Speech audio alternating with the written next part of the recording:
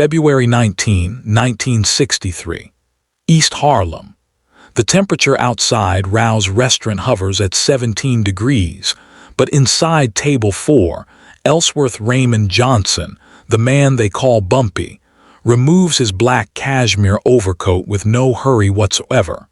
He is 57 years old. His suit cost more than most men in Harlem earn in 3 months. His reputation costs more than money can buy. The waiter approaches. Bumpy doesn't look at the menu. He never does. And then he speaks. In flawless Sicilian Italian, he orders the exact meal, down to the specific wine vintage and the preparation of the veal, that a murdered mob boss had eaten 48 hours earlier. His last meal, before 3 bullets found the back of his skull. At Table 7, an FBI agent stops chewing.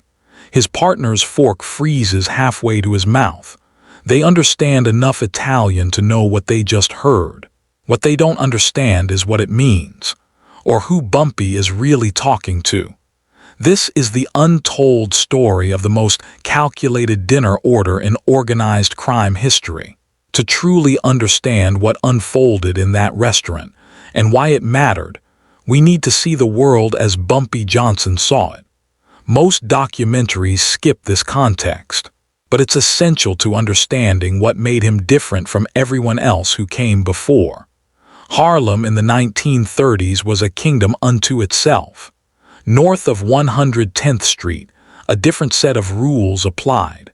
A different economy thrived, and a different kind of power held sway. The numbers game, illegal lottery, policy banking, whatever you called it, generated over $20 million annually in Harlem alone. That's equivalent to roughly $400 million in today's money, flowing through the hands of men and women who had been systematically excluded from every legitimate avenue to wealth in America. For Black Americans locked out of banks, denied business loans, and relegated to service jobs, the numbers represented something more than gambling. It was an underground economy, a parallel financial system, and whoever controlled it controlled Harlem. By 1932, that control belonged to one woman, Stephanie St.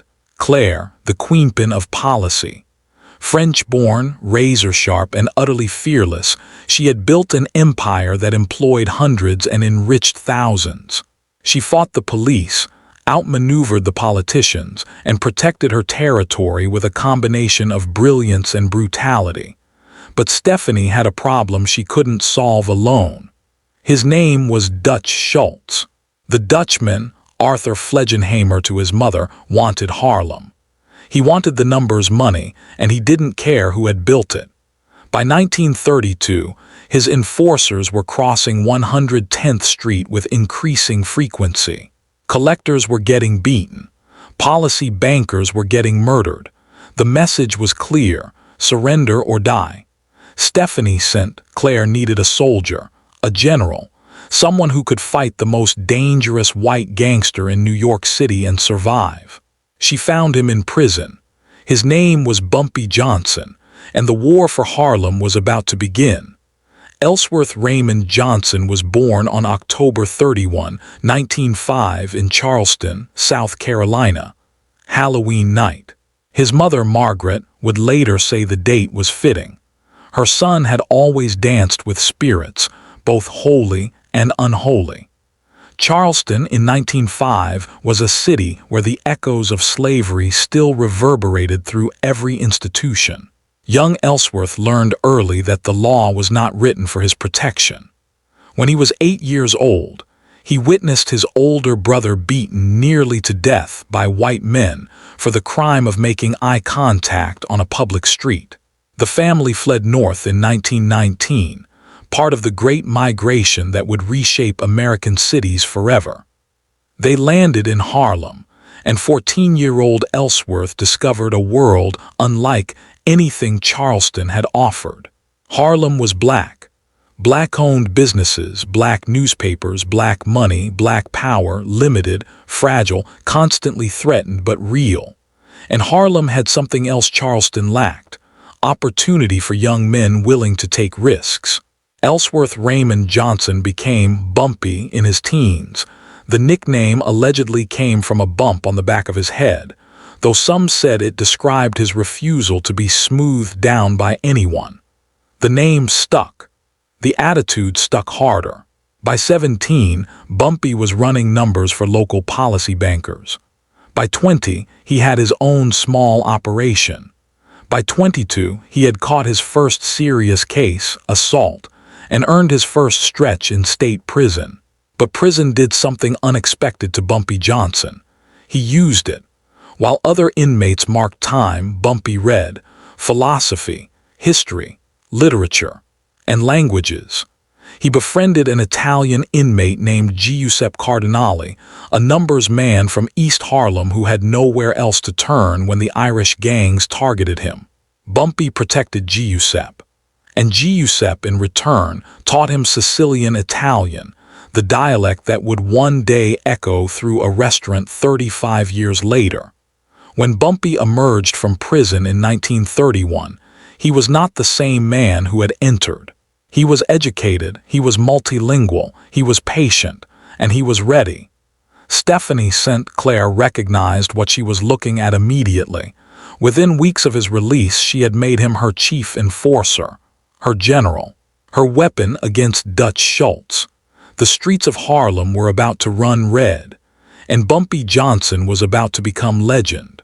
What happened next would set in motion a chain of events that would reshape organized crime in America. The war Bumpy waged against Dutch Schultz lasted nearly 4 years. It claimed over 40 lives. It drew attention from the FBI, the NYPD, and the 5 Italian crime families watching from Manhattan and Brooklyn. But here's what most people don't understand about this conflict. It was never just about money. It was about sovereignty. It was about whether black operators in Harlem could maintain independence from white organized crime, or whether they would become servants in their own kingdom. Bumpy Johnson made his position clear from the first week. When Dutch Schultz sent 8 men across 110th Street to collect protection from 3 of Stephanie's biggest policy bankers, Bumpy was waiting for them. What happened next became legend on the streets of Harlem. Of those 8 men, 3 walked back across 110th Street. The other 5 didn't walk anywhere again. The war had begun. And Bumpy Johnson wasn't just fighting. He was teaching. If you're fascinated by stories of power, ambition, and the thin line between greatness and destruction, you're in the right place. Now, let's see how Bumpy didn't just fight the Dutchman. Let's see how he outsmarted him. The Dutch-Schultz War of 1932–1935 was, by any measure, a masterclass in asymmetric warfare. Dutch had more men, more money, more guns, and more connections to corrupt police than Stephanie St. Clair and Bumpy Johnson combined. On paper, the fight should have lasted 3 weeks. It lasted 4 years, and Dutch Schultz lost. Bumpy's genius was simple to describe and nearly impossible to execute. He made the war too expensive to win. Every time Dutch's men crossed into Harlem, they paid in blood. Every numbers bank they seized got burned. Every collector they corrupted got exposed or eliminated. Every politician Dutch tried to bribe got counter-bribed, threatened, or publicly embarrassed. But here's what most people don't know about this moment. Bumpy wasn't just fighting Dutch Schultz. He was auditioning. The Italian families were watching. Lucky Luciano, who had recently reorganized the entire New York underworld into the 5-family structure, had a problem. Dutch Schultz was becoming uncontrollable. His war in Harlem was drawing too much heat. His increasingly erratic behavior and his public threat to assassinate Special Prosecutor Thomas Dewey was creating existential danger for organized crime. Bumpy Johnson recognized what the Italians needed before they knew they needed it themselves. In the spring of 1935, through a series of intermediaries, Bumpy sent a message to veto Genovese. The message was simple. When you're ready to remove your problem, I can help you with mine. The alliance that would define the next 3 decades was born. On October 23, 1935, Dutch Schultz was shot at the Palace Chop House in Newark, New Jersey.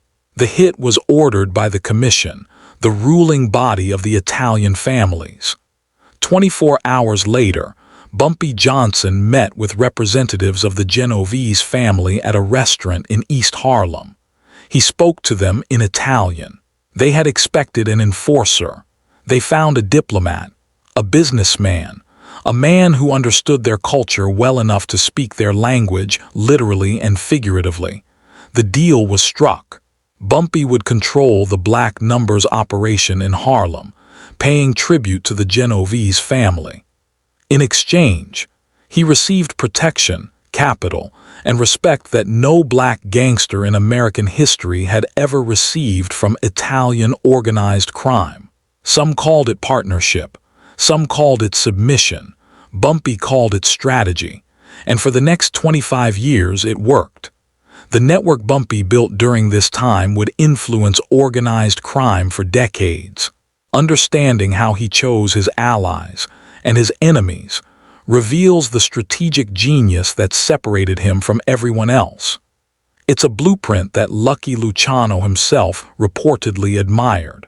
But Bumpy's real genius was about to be tested like never before. From 1936 to 1952, Bumpy Johnson operated as the undisputed king of Harlem's underworld. His methods were distinctive. Where other gangsters ruled purely through fear, Bumpy added something more sustainable: loyalty earned through generosity. He paid for funerals when families couldn't afford them. He settled disputes before they became wars. He funded scholarships for promising students. He ensured that elderly residents on his blocks never faced eviction. This wasn't altruism.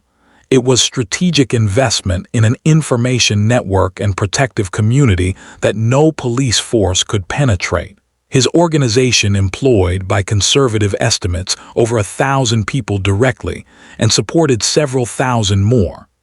Numbers runners, collectors, accountants, lookouts, drivers, enforcers, all answering ultimately to Bumpy, all dependent on his continued success. But the partnership with the Italians required constant maintenance. Every month, Bumpy traveled to East Harlem or Little Italy for sit-downs with Genovese family representatives. He always spoke Italian. He always brought gifts appropriate to the season and the recipient. He understood something that American-born gangsters often missed. The old-world rituals mattered. Respect was not negotiable. The tribute arrangement was substantial. Estimates suggest the Genovese family received between 15 and 25% of Harlem's numbers revenue during this period. But Bumpy ensured that the relationship remained one of mutual benefit rather than pure extraction. When Genovese soldiers needed safe houses, Bumpy provided them. When Genovese operations required black faces for specific jobs, Bumpy supplied reliable men. When disputes arose between the families and black operators in other cities, Bumpy served as mediator. He was becoming indispensable. And in the world of organized crime, indispensable men are the most dangerous kind. But the FBI was watching. They had been watching since the Schultz murder. And they were building something that would take nearly everything from Bumpy Johnson. In 1952, everything changed. The federal government, under pressure from Hoover's FBI and the Kefauver Committee's organized crime investigations, targeted Bumpy Johnson directly. The charge was drug trafficking, heroin specifically. What happened next has been debated for decades.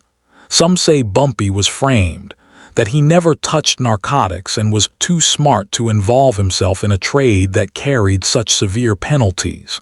Others claim the Genovese family had been using him to distribute heroin in Harlem for years, and that Bumpy was simply the cost of doing business when heat came down.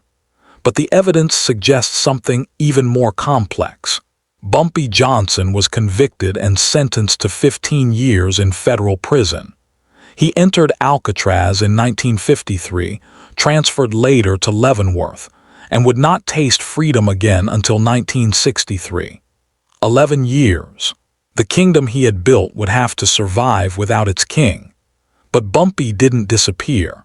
From behind prison walls, through an elaborate system of coded messages and trusted intermediaries, he maintained contact with his organization. His wife, Mame, managed operations with the help of his most loyal lieutenants. The tribute payments to the Genovese family continued without interruption. When lesser men would have been forgotten, Bumpy Johnson remained a presence. His name still carried weight on the streets of Harlem. His reputation only grew in his absence, and he spent those 11 years doing what he had done during his first imprisonment, learning. He studied law. He improved his Italian. He read everything he could acquire about the changing landscape of organized crime, the heroin trade, the emerging Cuban connection, the power shifts within the five families. By the time he was released, he would understand his world better than men who had never left the streets. The question was whether that world would still have a place for him. February 1963. Bumpy Johnson walked out of federal prison at 57 years old. 11 years of his life had passed behind walls. The Harlem he returned to was not the Harlem he had left. Malcolm X was preaching on 125th Street. The civil rights movement was reshaping the political landscape. A new generation of criminals, younger, hungrier, less patient, had risen in his absence. The heroin trade had exploded, bringing wealth and destruction in equal measure, and the Genovese family had changed too. Vito Genovese himself was now in prison, ironically on the same narcotics charges that had taken Bumpy. The family's day-to-day operations had shifted. New faces sat at the table, and these new faces weren't sure what to do with an aging black gangster who remembered the old arrangements. The question hanging over everything: would Bumpy Johnson reclaim his throne, or had his time passed? The answer came 12 days after his release. At a restaurant on 114th Street, at table 4, speaking Italian. To understand what happened that night at Rouse, we need to understand what had happened in the days before. On February 17, 1963, 2 days before Bumpy's dinner, a Genovese family captain named Carmine Persico received 3 bullets to the back of his head outside a social club in East Harlem. Persico had been responsible for managing the family's relationship with black operators in Harlem during Bumpy's imprisonment. He had extracted increasingly larger tribute payments. He had shown disrespect to Bumpy's wife, and he had made it known that he saw no reason for the old arrangements to continue now that their architect was old and diminished. The hit was never solved. The FBI believed it was internal Genovese business, perhaps a dispute over territory or money. The NYPD investigated half-heartedly, as they did most mob killings in that era. But the streets knew something different. Now, at this point, you might think you know how this ends. But Bumpy's story takes a turn that no one, not his enemies, not his allies, and certainly not the authorities, saw coming. Carmine Persico had eaten dinner at Rouse the night before his death, his last meal. He had ordered in Sicilian Italian, veal piccata, specific preparation, a particular vintage of wine, a particular dessert. It was his regular order, but that night he had added something, a toast to himself, spoken aloud to his companions. A boast about what he planned to do to the old black gangster from Harlem who thought he was still relevant. Someone at Rouse heard every word, and that someone reported directly to Bumpy Johnson. The restaurant was not randomly chosen. Rouse occupied peculiar territory, Italian East Harlem, but close enough to Black Harlem that Bumpy's presence would not be entirely remarkable. The owner, Vincent Rouse, maintained careful neutrality in mob affairs, which was why both legitimate and illegitimate patrons trusted his establishment. What Bumpy did that night was calculated to achieve multiple objectives simultaneously. It was a message to the Genovese family about what had happened to Prosecute and why. It was a demonstration to the FBI that Bumpy Johnson remained a figure of consequence, and it was a statement to everyone watching that the king had returned. The reservation was made under an associate's name. Bumpy arrived at precisely 7:30 p.m., accompanied by two men, one his longtime driver and bodyguard, the other a younger soldier who would later become significant in his own right. They were seated at table 4. The waiter who approached table 4 was named Antonio. He had worked at Rouse for 11 years and had served some of the most dangerous men in New York City. He recognized what he was looking at immediately, a man radiating controlled power. Bumpy did not look at the menu. In fluent Sicilian Italian, the dialect of the old country, not the Americanized version most second-generation Italians spoke, he placed his order. Antonio would later describe the moment to associates. The black man spoke better Italian than most Italians, but it was not the fluency that stopped the room. It was the order itself. Veal piccata prepared with extra lemon, sautéed with white wine from the Piedmont region, specifically the 1957 vintage. Fresh bread, no butter, olive oil from Calabria. For dessert, cannoli with ricotta from Arthur Avenue.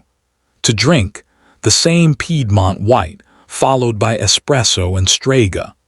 This was ingredient for ingredient, preparation for preparation, the exact meal Carmen Persico had ordered 48 hours earlier.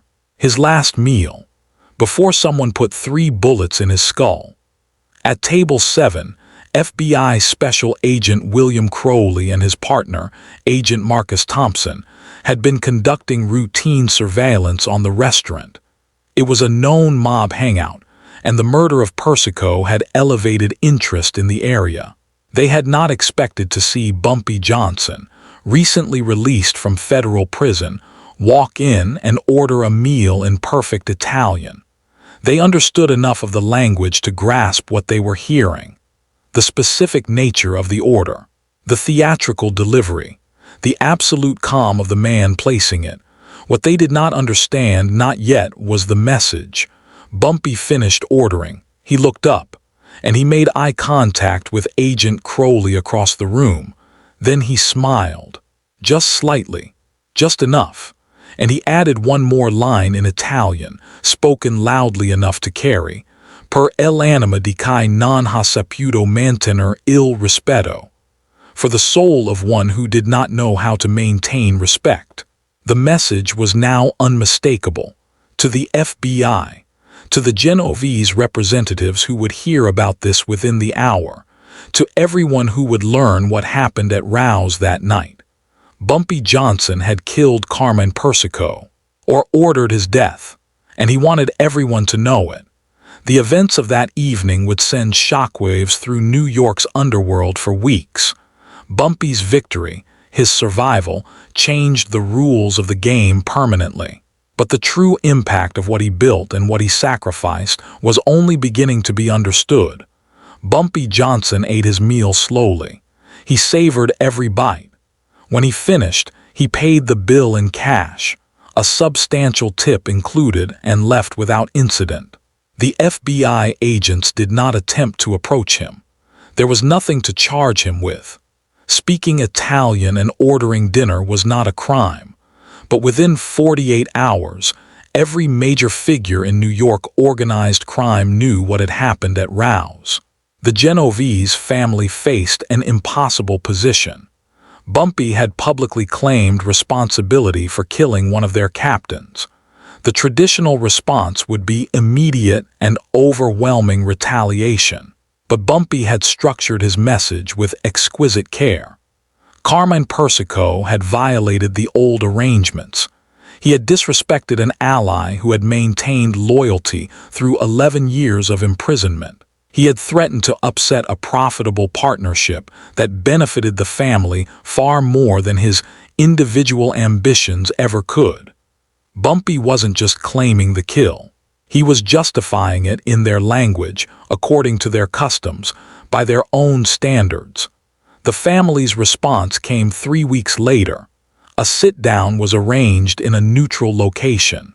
Bumpy attended alone, walking into a room with 7 Genovese men who had the power to order his death. He walked out 2 hours later with the old arrangements not only restored but strengthened. His tribute payment was reduced by 5%. His territory was guaranteed. His protection was reaffirmed. The message had been received. The king was back, and he had proven that his time in prison had only made him more dangerous. The FBI, for their part, filed extensive reports about the dinner at Rouse. Agent Crowley's notes described Johnson as highly intelligent, fluent in Italian, and demonstrating complete control of the situation. The reports went into files that would grow thicker over the following years, but never produce another successful prosecution. Bumpy Johnson had done something remarkable. He had confessed to murder in front of federal agents and walked away untouchable. The years following the Rouse incident were, in many ways, Bumpy Johnson's twilight reign. He had proven his power, re-established his position, and reminded everyone of his capabilities. But he was 57 years old in a young man's game, and the world around him was changing faster than even he could adapt. The civil rights movement had transformed the politics of Harlem. Malcolm X, whom Bumpy knew personally and respected deeply, was assassinated in 1965, an event that shook the community and Bumpy himself. The old arrangements between white power structures and black neighborhoods were breaking down, and new forces were rising. The heroin trade that had sent Bumpy to prison had exploded during his absence, and it continued to grow. Younger operators, men like Frank Lucas, who had served as Bumpy's driver and protege, were building empires on powder that generated more money than the numbers game ever had. Bumpy maintained his position through a combination of respect, fear, and genuine community standing. He continued his tradition of generosity, the funerals, the scholarships, the protection of the vulnerable.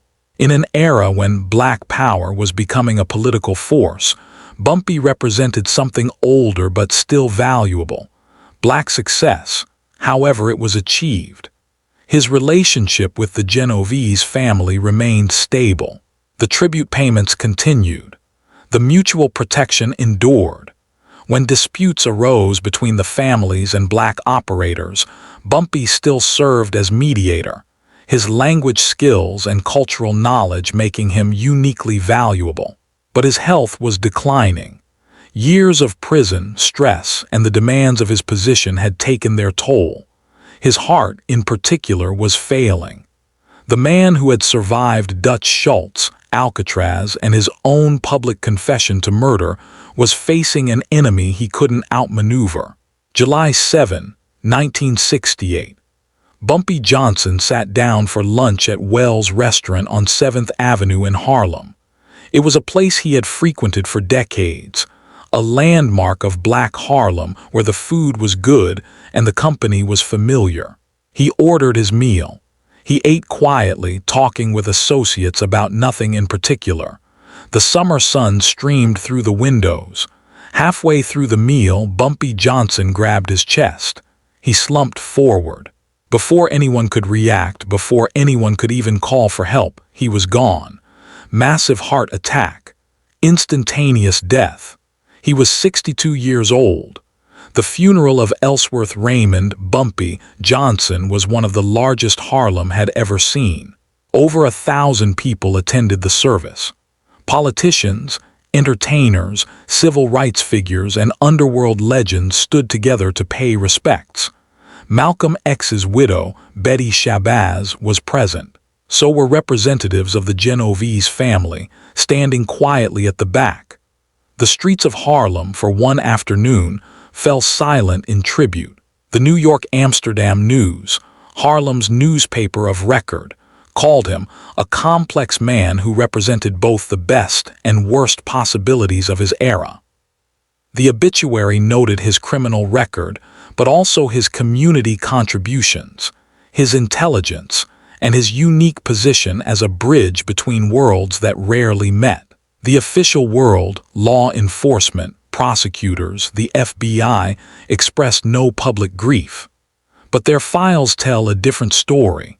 Reports that describe a formidable adversary, a man who had outmaneuvered them for decades, an enemy they could neither convict nor corrupt. Bumpy Johnson was buried in Woodlawn Cemetery in the Bronx, not far from the graves of other Harlem legends. The king was dead, and Harlem would never be the same. Bumpy Johnson's influence didn't end with his death.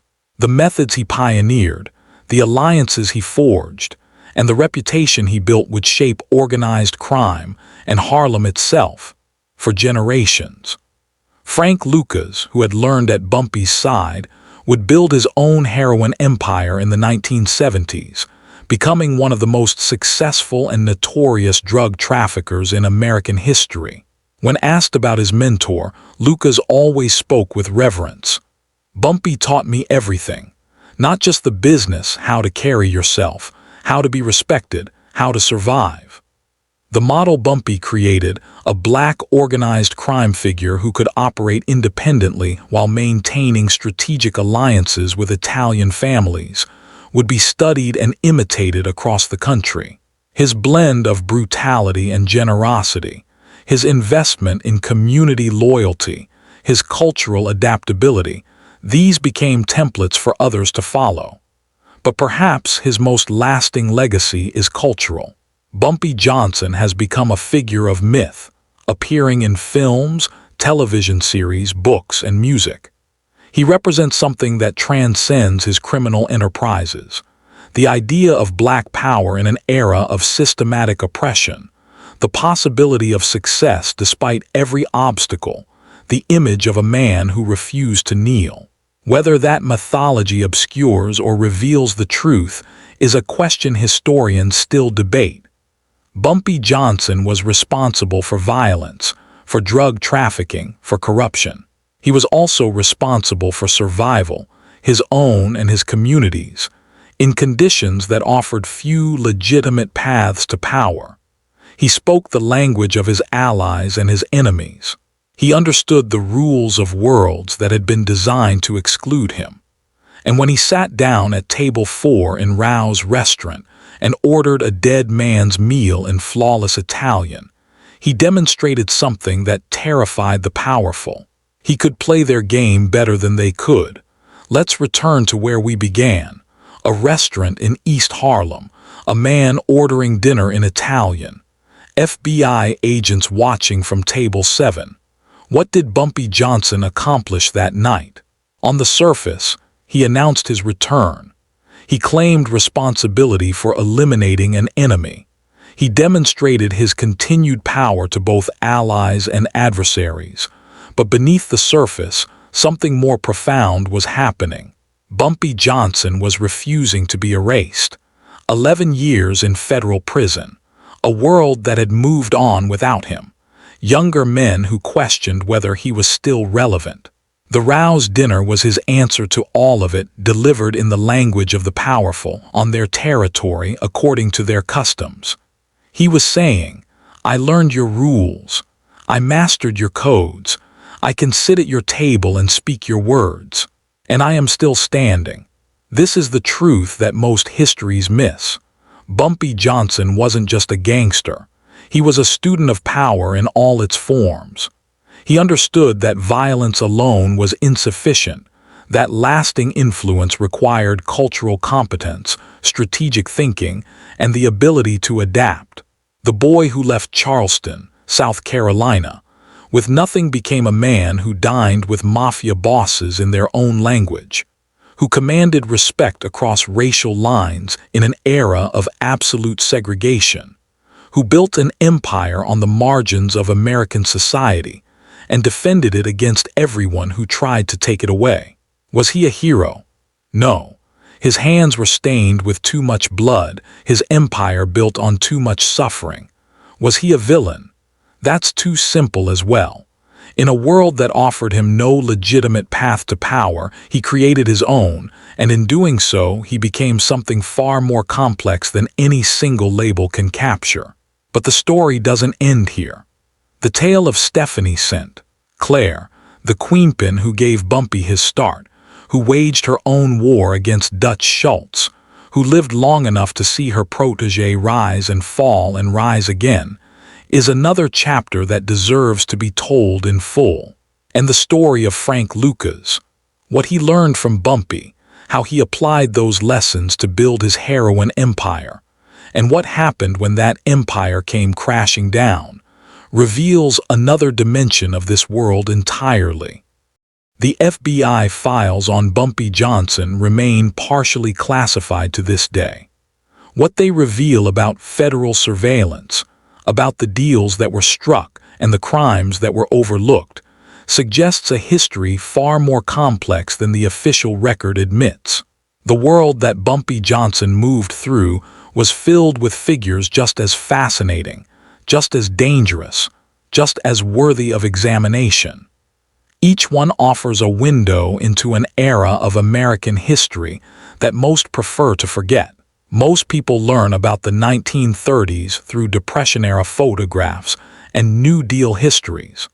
They learn about the 1960s through civil rights marches and Vietnam protests. They don't learn about the shadow economy that flourished beneath the surface, the kings and queens who ruled territories the official government couldn't reach. Bumpy Johnson understood that world better than almost anyone. His story is essential to understanding everything that came after.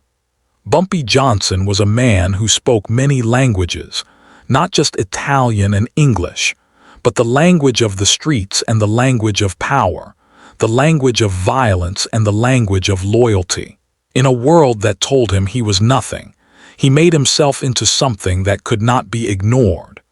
He proved that intelligence and adaptability were weapons as powerful as any gun. He demonstrated that power respects power, regardless of the color of the man who holds it. He was a criminal. He was a community figure. He was a strategic genius. He was a husband and a friend. He was brutal and he was generous. He contained multitudes, as all human beings do. It's just that his multitudes operated on a scale that most of us will never experience.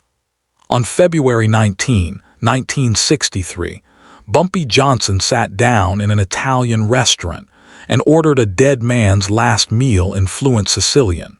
FBI agents watched from table 7, and the message traveled to everyone who needed to hear it. The king had returned, and for the time he had left, he would rule on his own terms. That is the legacy of Bumpy Johnson. That is why his story still matters. And that is why, more than 50 years after his death, people still speak his name with a mixture of fascination, and respect that time has not diminished. He was Bumpy. Harlem was his. And he made sure nobody would ever forget it. If this story revealed something about history that you didn't know before, if you found yourself caught up in the world of Bumpy Johnson and the Harlem he ruled, then you understand what this channel is about.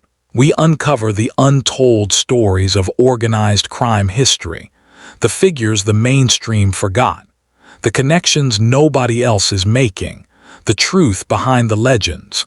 Every week, we go deeper into this world. The numbers queens of Harlem, the forgotten soldiers of the mob wars, the FBI files that reveal more than the government wants you to know. If you want to be here when those stories drop, subscribe now. Hit the notification bell so you don't miss what's coming next. And if you want to go deeper right now, click on the video on your screen. The story of Frank Lucas, the man who learned everything from Bumpy Johnson and then built something even more dangerous. The history is waiting. Let's uncover it together.